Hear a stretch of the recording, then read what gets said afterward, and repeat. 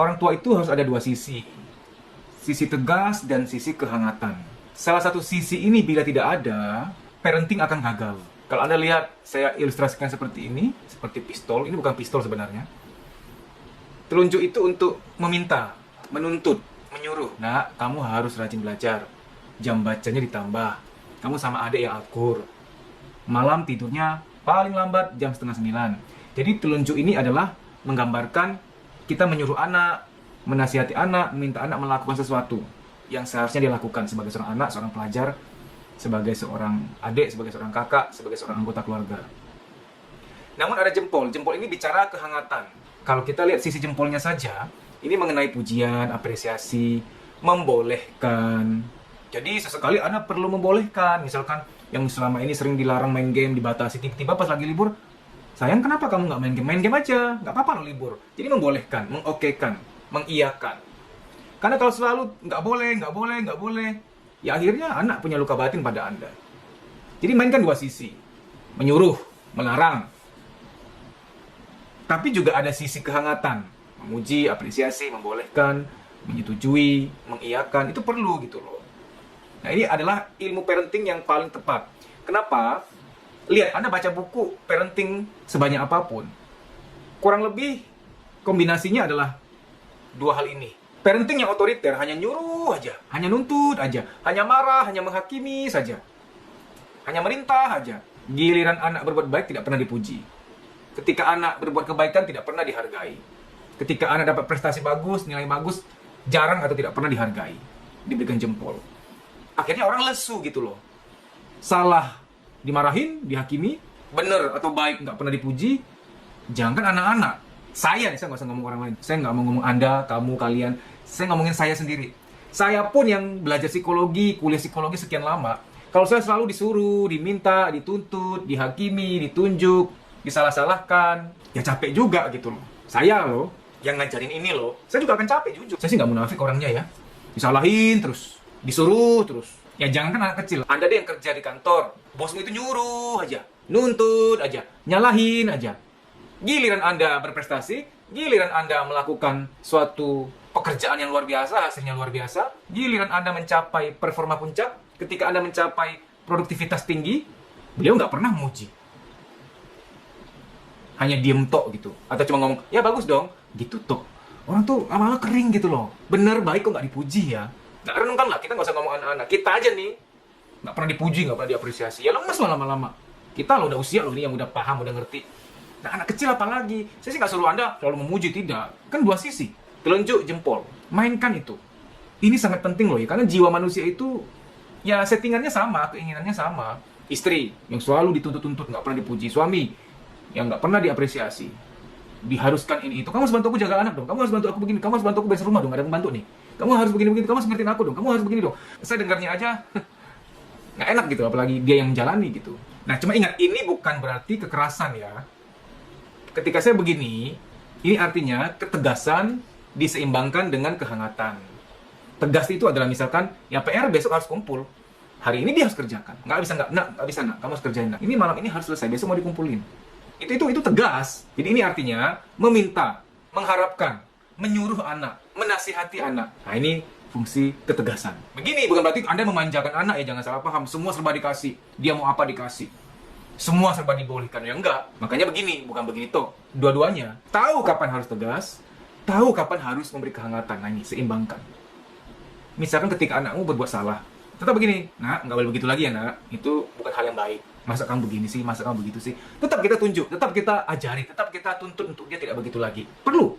Dari tadi tuh saya begini atau begini, ini kan ilustrasi. Bukan berarti Anda ngomong sama anak, kamu ya nak, bukan. Begini itu artinya ketika kamu sedang memberikan harapan, ketika kamu sedang menyatakan keinginan kamu. Nah, begini nih.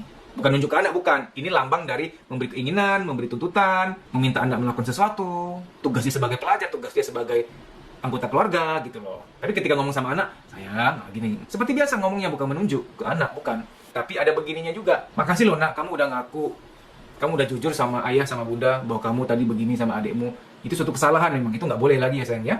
Tapi mama bersyukur, papa bangga. Kamu tuh jujur ya. Melaporkan ke mami, melaporkan ke papi bahwa kamu melakukannya. Itu jujur.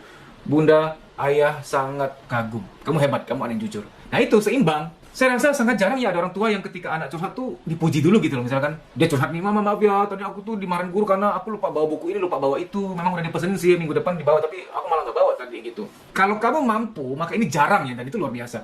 Makasih anak udah mau curhat, thank you ya kamu mau jujur. Makasih ya. Oke, harusnya mami marah nih, harusnya mami marah, tapi karena kamu jujur, wah itu suatu penghargaan buat bunda, buat ayah bahwa anak mau jujur pada orang tuanya. Thank you ya nak, kamu mau jujur. Nah, kalau begitu bagaimana caranya supaya ke depan nggak kelupaan lagi? Nah, kan seimbang nih. Jangan sampai pas orang lapor gitu, kamu ya gimana sih bikin malu? Nunjuk aja gitu. Nggak boleh gitu dong. Niat sekolah nggak sih? Aduh. Yang gitu ada loh. Niat sekolah nggak sih kamu? Ada itu. Tunjuk gitu. Memang nggak gampang ya, kayak geli-geli gitu loh, masa sama anak ngomong, makasih anak udah jujur, kayak geli gitu loh, tapi itu baik. Ketika anak dipuji, diapresiasi, wah, luar biasa itu. Apapun yang diapresiasikan akan diulangi, ini hukumnya. Apapun yang diapresiasi, dihargai, dipuji, akan diulangi dengan bahagia. Tolong diingat. Anakmu kedapatan lagi bantu nyapu, makasih anak. Ih, mami seneng deh. Ih, papi seneng deh kamu berkenan bantu-bantu kami. Karena kita sama-sama tahu di rumah nggak ada siapa-siapa, juga nggak ada mbak di sini.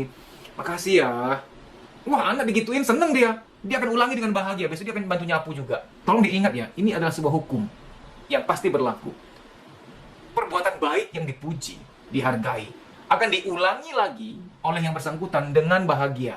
Kita tuh harus mengubah anak dengan cara sedemikian rupa kasih sayangnya, sehingga dia melakukan lagi karena sudah menempel kualitas itu pada diri dia. Jangan sampai, duh gue harus nyapuin, ntar gue dimarahin. Itu bukan perubahan. Itu dia berada pada intimidasi, dia berada pada rasa takut gitu. Mengubah anak gampang kalau Anda mau turunkan gengsi Anda dengan cara memberikan pujian, memberikan apresiasi pada anak Anda. Ini ilmu loh ya, harus dipraktekin. Ilmu ini baku. Kenapa saya katakan baku? Ya sudah diteliti bahwa anak, bahwa bahkan orang dewasa butuh cinta, butuh penghargaan untuk sebagai bensinnya dia untuk tumbuh ya. Coba koreksi, coba evaluasi parenting Anda sekarang.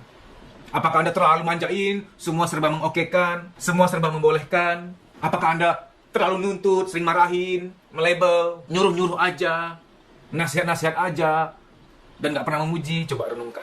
Beberapa orang nonton video ini akan berkata, halah, sejaman dulu juga dikerasin orang tua, ditunjuk-tunjuk malah mukanya, dimarahin mulu, disalahin terus, disuruh-suruh terus. Tapi aku sukses. Oke, kamu bisa cukup terbentuk oleh situasi itu ya, tapi belum tentu kamu bahagia. Coba cek kualitas tidur, coba cek ada mood swing atau tidak, coba cek soal psikosomatik, ada psikosomatik atau tidak.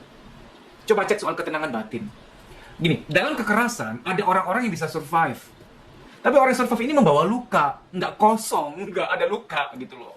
Mengapa saya beritahu gini? Supaya Anda tuh nggak sombong, dikasih ilmu, alah nggak kok. Begini ya, ketika orang sudah nggak mau belajar, itu sombong loh. Manusia itu berubah secara manusia.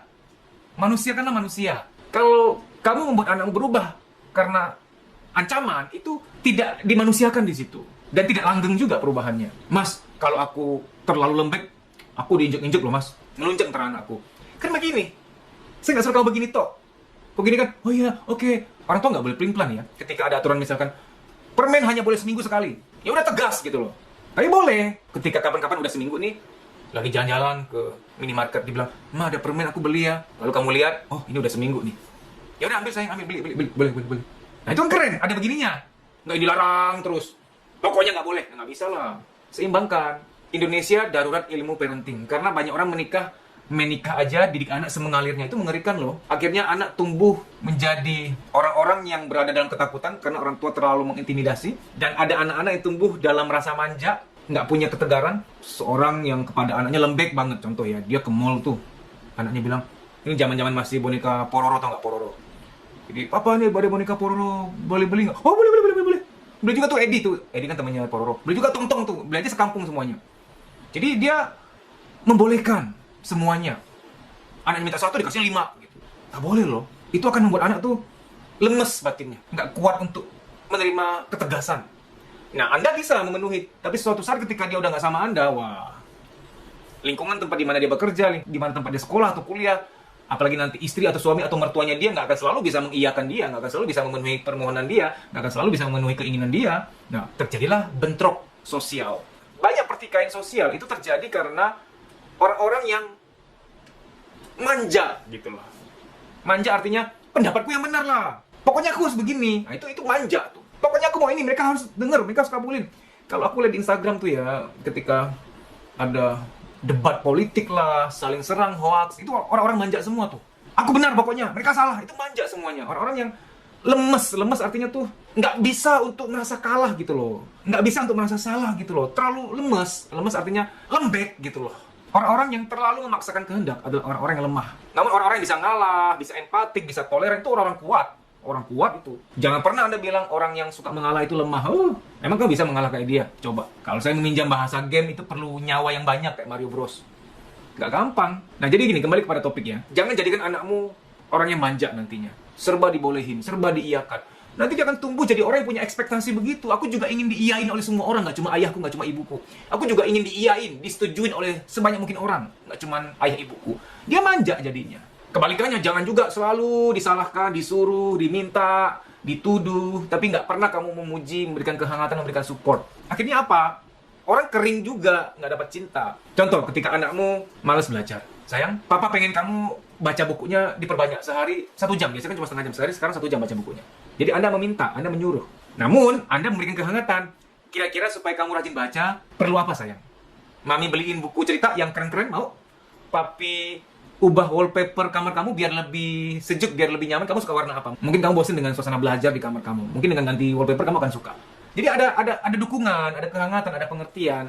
Nggak yang nyuruh-nyuruh tapi nggak memfasilitasi gitu loh. Ketika hari ini kamu memarahi anakmu, ini ya, pastikan Anda sudah berikan ini kepada dia. Seperti habis marahin anak, nah maaf ya, kamu sedih ya. Dia akan nangis, biarin. Dia keluarin. Kamu membiarkan dia mengeluarkan bebannya. Anak setelah kamu, tanda petik, sakiti, wajib kamu bungkus dengan cinta. Wajib kamu datang dengan kehangatan.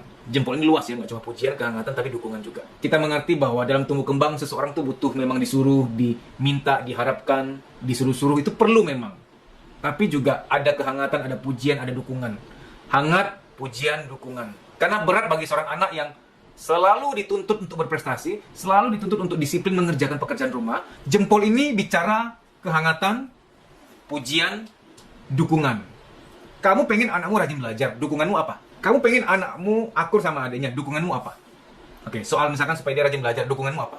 Ya, pikirkan, tawarkan, tanyakan apa yang bisa membuat dia senang belajar. Mungkin dia perlu meja baru, mungkin dia perlu layoutnya diganti, mungkin meja sama kursinya menghadap ke sudut yang berbeda, ganti suasana ceritanya. Atau dia pengen dibelikan buku cerita yang menarik. Pikirkan, kalau bisa tanyakan. Tapi yang berhubungan dengan belajar, jangan sampai apa yang bisa membuat kamu tuh rajin belajar. Oh, kalau gitu mah belikan aku game. Nggak berhubungan dengan itu, nggak menunjang. Oh, boleh mah aku rajin belajar, tapi tolong jajanku dinaikin. Nggak, bukan itu. Itu beda. Ya, kakak itu sering zolim sama adik. Kehangatan, pujian, dukungan seperti apa yang kamu bisa berikan kepada dia supaya dia bisa kemudian akur sama adiknya. Pikirkan itu. Mungkin jangan-jangan kakak sering nggak akur sama adik karena kamu sudah jarang memberi waktu khusus pada si kakak. Semenjak punya adik, sama si adik aja tuh sama kakak sudah jarang dating. Dating tuh berduaan ya. Kita bicara dating nggak hanya soal suami istri, pacar-pacaran, tidak. Kamu dating sama anakmu, date itu tanggal. Dating tuh artinya ada tanggal-tanggal khusus, waktu-waktu khusus yang kamu persembahkan untuk dia. Mempersembahkan waktu, itu dating. Bersama dengan dia. Biasanya setahu saya yang saya sering tangani, kakak-kakak itu ngambekan, mulai zolim, nggak adil sama adiknya karena dia kekurangan kasih sayang semenjak adiknya ada. Malah mempersepsikan semenjak adikku ada, duniaku hilang. Adikku adalah perebut duniaku. Dukungan, kehangatan, pujian, cobalah dimasukkan juga. Jangan cuma nyuruh tapi nggak pernah muji. Jangan cuma minta tapi nggak pernah hangat sama anak. Nggak pernah sediakan waktu untuk anak. Nggak pernah dating sama anak. Jangan hanya nyuruh, minta, nasihatin tapi kamu nggak pernah memuji anak. Kering jiwa anak. Karena kehangatan, pujian, dukungan itu adalah bensin. Tanda petik bensin ya. Kalau di kendaraan kan bensin untuk pembakaran di mesinnya. Nah, bensin dalam hal ini, anakmu tuh biar bergairah berubah karena ada cinta. Lebih indah mengubah orang karena cinta, bukan karena ketakutan. Mohon subscribe ya bunda, mohon subscribe ya ayah, supaya membantu channel ini berkembang. Nyalakan juga lonceng notifikasi, agar setiap ada video baru, kamu bisa mengetahui. Terima kasih. Buat Anda yang adalah calon orang tua atau yang sudah jadi orang tua, mohon pelajari ilmu ini. Saya ada seminar tentang memberikan terapi kepada anak, namun ini sudah lama nggak pernah diselenggarakan. Jauh-jauh hari sebelum pandemi, durasinya itu 5 jam. Namun sekarang lebih disederhanakan. Rekaman kontennya, audionya, isi seminar terapi anak ini dipaketkan dalam flash disk. Jadi Anda bisa pesan, nanti kami kirimkan pos. Praktis banget, kamu bisa dengarkan di mobil, di laptop, bisa dipindahkan ke handphone, pas lagi senggang didengar. dicicil dengarnya, ujung-ujungnya 5 jam itu selesai. Manfaatnya seperti yang ada di layar nih. Anda akan memberikan terapi kepada anak supaya dia rajin belajar, kembali dekat pada orang tua, cepat dewasa, percaya diri, positive thinking, empatik, punya daya juang, dan lain-lain. Ilmu ini penting loh. Mendidik anak jangan semengalirnya. Gimana nantilah. Hati-hati kalau gimana nanti dia akan terbentuk semengalirnya, dibentuk lingkungan, dibentuk oleh sealamiahnya apa yang terjadi. Nggak bisa, kita jangan menyerah pada keadaan, harus dibentuk sejak dini, harus diproses, harus diterapi sejak dini.